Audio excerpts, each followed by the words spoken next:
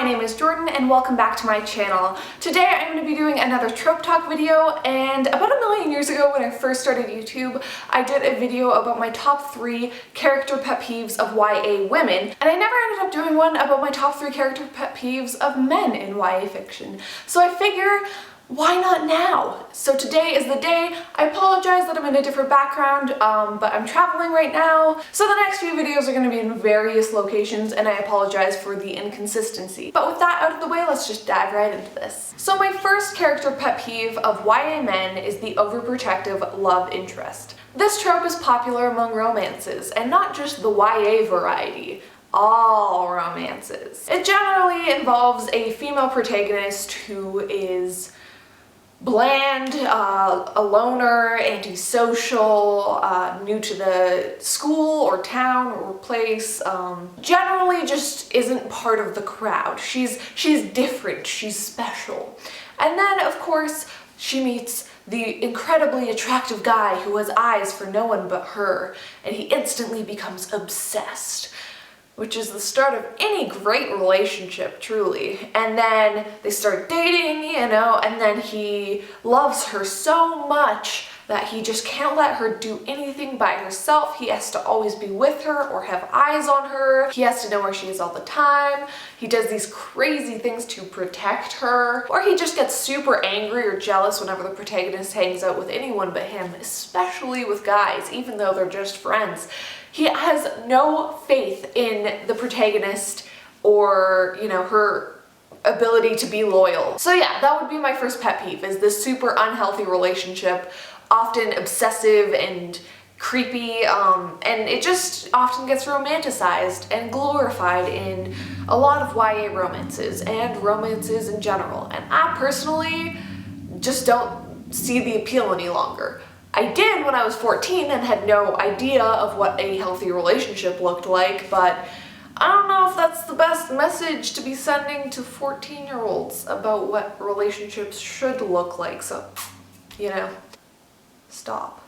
Number 2, and this kind of goes with this, but I feel like it's definitely its own thing, is the jerk with a sad backstory. And this, you know, this can apply to females too. I think I read a book called Dare You To that was kind of the same thing, but with female. It like flipped this terrible trope on its head by switching the genders. But anyway, the point is there's a bad boy, and usually there's a sweet, innocent, nerdy, awkward girl, and they meet, and then he is all into motorbikes and parties and stuff, and is kind of a jerk to her, doesn't treat her well at all, but he loves her. And it's totally fine, right? Because he has a sad backstory that's made him so mean. And that's why he treats her like garbage. That is totally justified by the fact that he has some things to deal with. No, false. It is so not okay for him to be a jerk to her just because he has issues. But a lot of the times in fiction, it's a justification to make this arrogant asshole a love interest, and I personally cannot stand it. Now, I have a few honorable mentions before I get to the last one, and again, these are no particular order as far as my top 3. I hate all of them. But yeah, we'll dive into the honorable mentions that didn't quite make the cut, but are also super annoying. So first up, and I'm a bit mixed on this, is the perfect sick or disabled guy. So I'm talking Augustus Waters from The Fault in Our Stars, or the guy in Me Before You. And like, I'm mixed because, I mean, who doesn't have a crush on Augustus Waters? But being sick or being disabled is not a character flaw. That's just a physical state of being. And if that's the only character flaw, that's just a weak character. Again, you know, I liked those stories, I liked the romances, and I do realize that there's a lot of like problematic stuff, hashtag problematic things in Me Before You. But the thing is, like, yeah, like who doesn't like a swoon-worthy, you know, romantic love interest? It makes the books delicious to read, but what I have an issue with is they're pretty much perfect besides that. Like, no guy acts the way that they do. but either their illness or their physical disability is treated like a character flaw, which I have a personal problem with.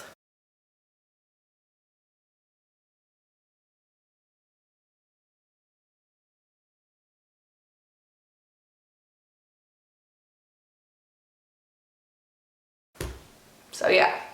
The next one is the nerd who wants to get laid. This can be done well, but to be honest, it just feels very overdone. And this could be with either male or female, but I find that it's more the case with men, and I find very popular in movies rather than in books. That's not to be said that it's only in movies, but I find that a lot of the time there are stories revolving around a nerdy guy who has a goal of getting laid before the end of school or over the summer before the start of college, and it's often with the most popular girl in school, and then, you know, things happen. But that's like the base of the story, and it's like, this feels so overdone. And also the nerdy guys, like, that's their only goal, and I find that oftentimes they're like not fleshed out at all. And I think this kind of started with like 80s movies and just kind of has become like a thing. It's almost its own genre at this point. But again, it can be done well, but most of the time it isn't. And the last one is the bad boy neighbor. Now this, honestly, I haven't read too many published books where this is a thing, but it seems like every, you know, fan fiction or Wattpad romance has a bad boy neighbor who just moves in. Actually, everything. But yeah, basically, a girl lives in a house, someone moves in next door, and of course it's the hot bad boy neighbor who has edgy posters, and of course her room is facing his room, and then drama ensues. And they start sending messages to each other, and she sees his abs.